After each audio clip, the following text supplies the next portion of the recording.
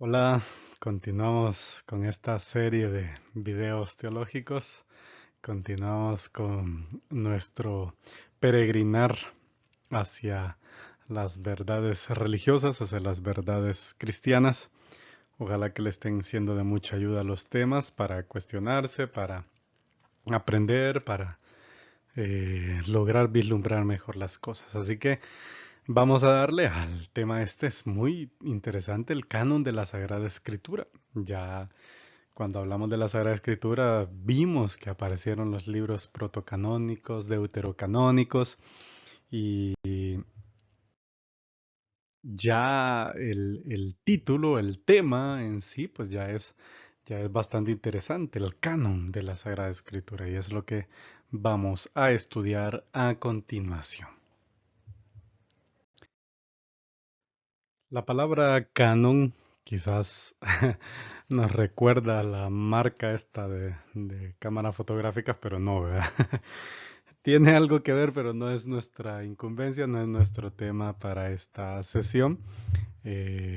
Pero la palabra canon viene del griego y expresa una una oración bastante curiosa, fíjense, es una caña recta que sirve para sostener derecha alguna cosa, o sea, es un apoyo, es algo que le da firmeza a otra cosa, o sea, es algo que permite que, que una realidad esté derecha, que esté bien fundamentada, esa es la palabra canon. Dentro del ámbito religioso podemos decir que canon viene a ser una norma, una medida, regla o criterio para determinar si algo es verdadero o falso.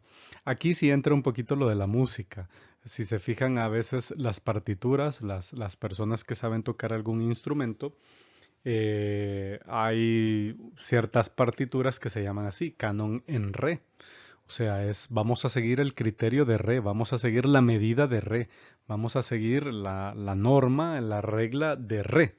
Re mayor, re menor, lo que sea, ¿verdad? Los que son músicos entenderán un poquito más de esto y les puede sonar un poquito mejor. Entonces, el punto es ese, que canon es regla, es una norma, es algo que se debe de cumplir para saber si es verdadero o es falso. Entonces, ¿quiénes fueron los que hicieron el canon, verdad? ¿Quiénes hicieron esto? Bueno, la palabra canónico se utilizó por primera vez en el Concilio de la Odisea de Frigia en el 360 después de Cristo. Los padres apostólicos, los sucesores de los apóstoles, así se les llama a los primeros obispos, sacerdotes que surgieron después de los apóstoles, eh, ellos empezaron a usar la palabra canónico para esta fecha. Luego, las primeras directrices que se dan acerca de- del canon, pues de los libros que iban a pertenecer a las Sagradas Escrituras, ya se dieron en el Concilio de Hipona, en África, es una ciudad africana, en el año 393 después de Cristo. Y la última revisión que le hicieron al canon, a los libros de la Sagrada Escritura, fue en el Concilio de Trento, en el 1546. Esto fue por lo que había hecho Lutero, ¿verdad? Por haberle quitado esos 7 libros, pues la iglesia se vio en necesidad de decir claramente que el canon de la Sagrada Escritura, la regla de la Sagrada Escritura, los libros que se iban a utilizar en la Sagrada Escritura eran esos 73 y no los 66 que había dicho Lutero. Entonces, una de las grandes cosas que se dan aquí, una de las grandes interrogantes que surgen aquí es el hombre en realidad decidió qué libros de la Sagrada Escritura iban a quedar, eh, cuáles iban a quedar y cuáles no. Sí y no, sí y no. Porque se supone que estos padres apostólicos, se supone que estas personas que formaban parte de estos concilios, también tenían el auxilio del Espíritu Santo, ¿verdad? Esto ya la fe nos lo, nos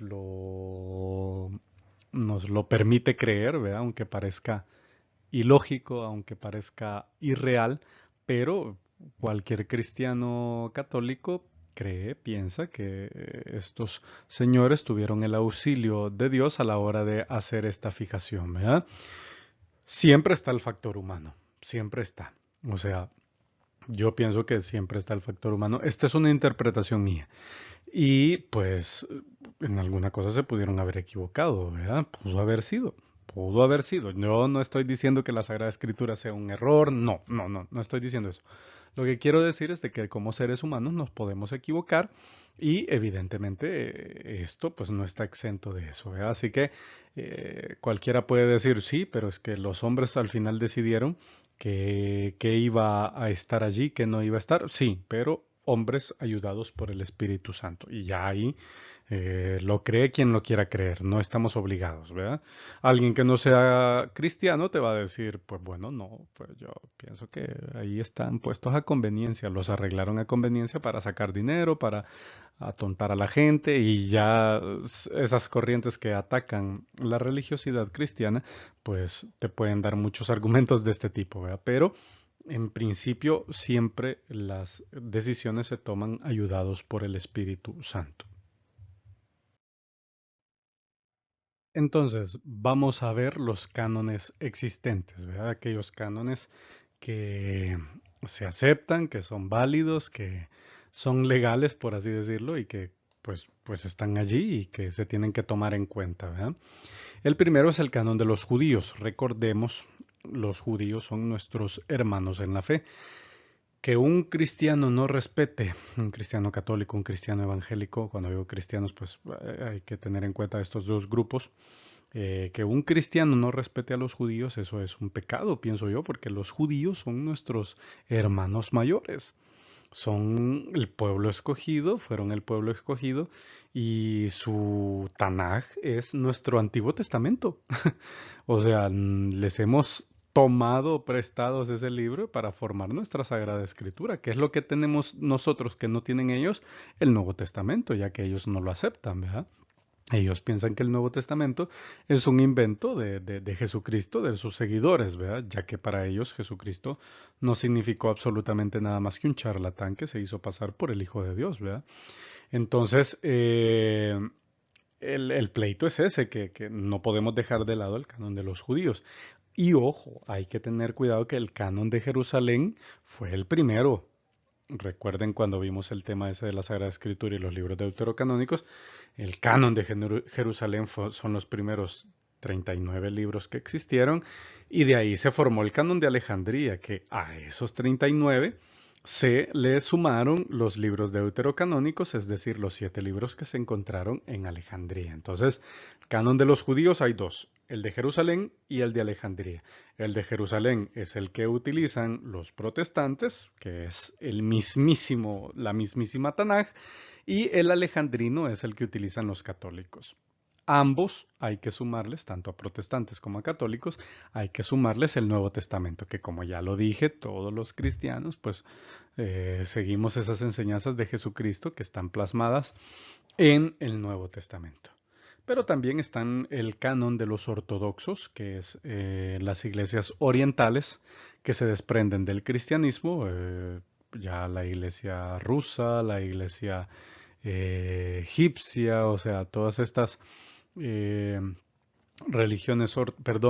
estas iglesias ortodoxas que dependieron en algún momento del cristianismo general, del cristianismo católico, pues allí es donde también ellos tienen esa regla que también es bastante similar a la que tienen tanto católicos como protestantes y judíos, evidentemente. ¿Ok?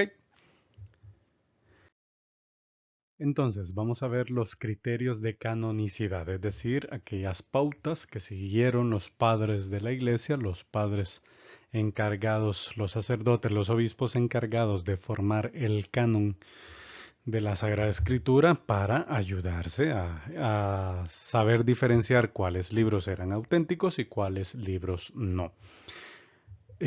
Ambos testamentos tienen sus particularidades, por tanto vamos a verlas con detenimiento. La Biblia de los 70.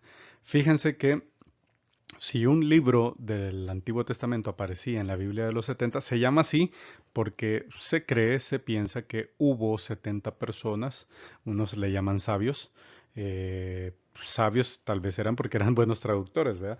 Pero hubo 70 personas, unos dicen que fueron 72, otros que 70, igual, lo redondearon a 70.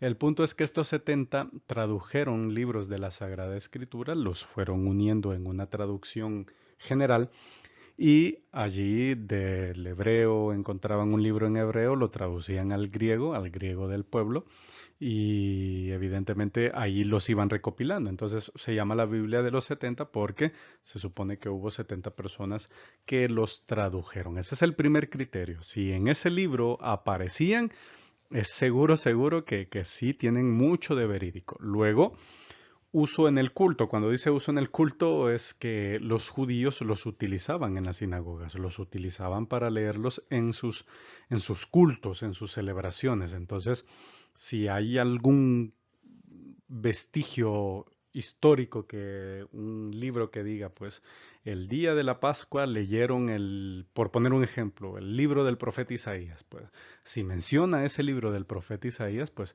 era tenido por auténtico, ¿ok? Entonces, si un libro es usado en el culto, ya ese tiene un puesto ganado en la canonicidad de los libros.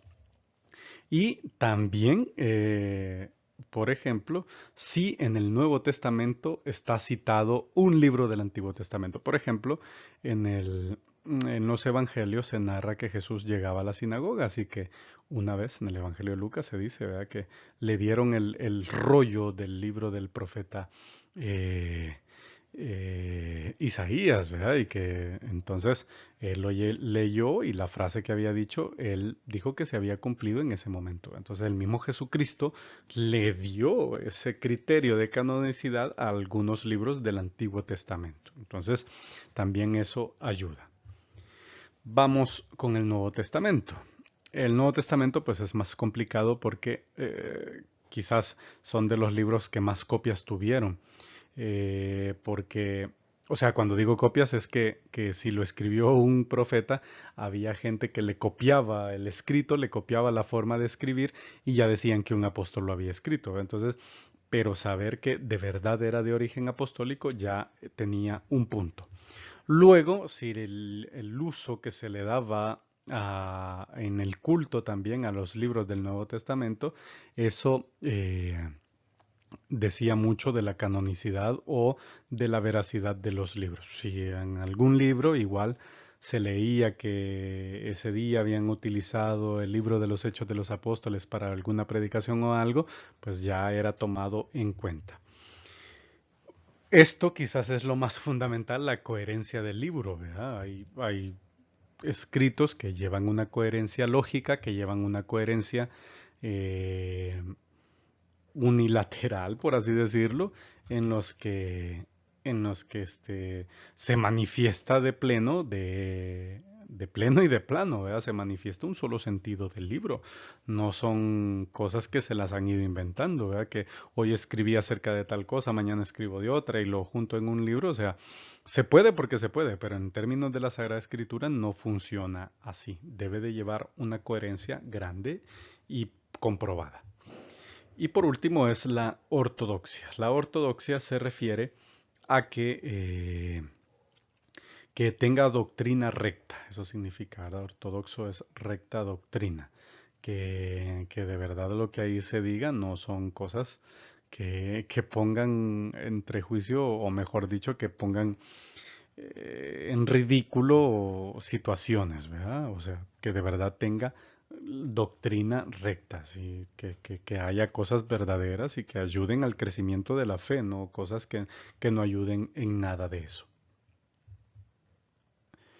Y por último, quizás las listas antiguas del canon. Había gente que, gracias a Dios, pienso yo, historiadores que se pusieron en la tarea de decir, vamos a ver qué libros son los que más se utilizaban y esas son perdón, las listas canónicas, ¿verdad? Libros canónicos que se fueron utilizando y que la gente iba guardando esa lista. Em, A lo largo de la historia se han dado copias, ¿verdad? Copias de libros. Los libros apócrifos son aquellos libros que se supone que los escribieron en un primer momento, quisieron venderlos así, es decir, los escribió alguien famoso, pero en realidad los pudo haber escrito cualquiera. Apócrifo, la verdad que esta palabra a mucha gente le da miedo, no entiendo por qué, pero quizás es por esto, ¿verdad? Por el significado. Apócrifo significa oculto, palabras ocultas o algo oscuro, algo que no se quiere que se sepa. Entonces este término fue muy, muy aprovechado, muy famoso por por un escritor, ya lo voy a comentar, ¿verdad? Estos libros apócrifos en su mayoría son historias muy fantasiosas acerca de lo que pasó, ¿verdad? Hay un evangelio, no me recuerdo cómo se llama, si es el de Santiago o el de Tomás, pero que no está en la Sagrada Escritura, se llama así, Evangelio de Santiago, Evangelio de Tomás. La gente lo que hacía era escribir cualquier tipo de historias y nombrarlo con cualquiera de los autores estos apostólicos, con cualquiera de los apóstoles, ponerle el nombre de los apóstoles y ya querían hacerlos pasar como que si ellos los habían escrito, ¿verdad? Entonces, hay un evangelio donde cuenta que Jesús no tenía amigos porque la gente le tenía miedo por los poderes que tenía el niño Jesús. Y entonces el niño Jesús se la pasaba, el pobrecito se la pasaba eh, jugando con figuritas de barro a los que le daba vida, a los que los hacía vivir.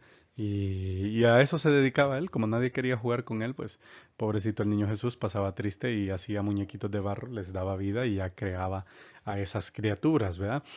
Sí lo podía hacer Jesús, sí lo podía hacer, pero evidentemente pues Jesús fue un niño normal y no, y quizás en algún tiempo libre no dudo que lo haya hecho. Pudo haber estado aburrido, no había Netflix, no había cable, no había internet, no había nada, entonces pudo haber pasado, sí, pero ¿de qué sirve a la historia de la salvación eso? No sé si me entienden, perdón, si me doy a entender, o sea, no son datos que ayuden a crecer o a disminuir la fe, ¿verdad? Entonces, esto pues hizo que quedaran fuera del canon porque las enseñanzas que tenían eran de carácter dudoso. Y pues hay un montón de ejemplos, ¿verdad? El Evangelio de María Magdalena, el Evangelio de Tomás, el Evangelio de Santiago. Y uno quizás que quizás se hizo eco en nuestros días, yo creo que ustedes lo habrán oído mencionar o tal vez por la película, pero cuando yo era estudiante a eso de los 18 años más o menos o 17, salió la película del Código Da Vinci, que se recuerdan que toda la gente empezó a decir que era verdad, que Jesús tenía una hija, un hijo, que en ese libro lo decía y tal. Y no es que fuera un libro apócrifo, perdón, pero la novela que escribió Dan Brown, se llama, parece el autor, es buena, porque capta la atención y se basa en eso, pero es una ficción, o sea, él se basa en teorías, en suposiciones que se dan, que hay, y pues le salió bien chivo, porque hasta película y todo, ¿verdad? Por el gran revuelo que causó. Y así como hizo él, pues muchas otras personas lo han hecho, ¿verdad? Hay una película muy vieja ya, quizás ni habían nacido ustedes, seguramente que no, bien, alguno quizás sí, pero se llama Stigma, se llama Stigma, allá por el año 2000 me parece que salió, era una chica, perdón por los spoilers, pero era una chica que tenía las llagas de Cristo, ¿verdad? A eso se le conoce como estigmas, las heridas que Jesús sufrió, pues una persona las posee. Entonces, en pleno siglo XX, a una chica, pues se le manifiestan estos estigmas. Y se supone que en la película sale el Evangelio de Judas, ¿verdad? Que es un evangelio que la iglesia lo tiene escondido en no sé dónde, porque si la gente lee ese evangelio, la iglesia pierde todo el poder, todas las riquezas y todo, porque el evangelio de Judas habla acerca de que pues Jesucristo está en todas partes, que no es necesario ir a la iglesia y que no sé qué. O sea, fue un gran revuelo también en ese entonces. Así que Como ven, los libros apócrifos pues tienen esa característica que hablan acerca de cosas o sea, son fantasiosas o que pueden llevar a cierto error. Entonces, o incluso plagio, ¿verdad? Gente que escribía, cambiaba alguna cosita de los libros originales y ya los querían pasar como propios. Muchísimas gracias por llegar hasta aquí, por querer aprender. De verdad que haya sido un tiempo bien aprovechado. Ojalá que esto de los libros canónicos y los apócrifos le haya gustado tanto como a mí y que haya despertado curiosidad en usted. Un gusto y será hasta la próxima.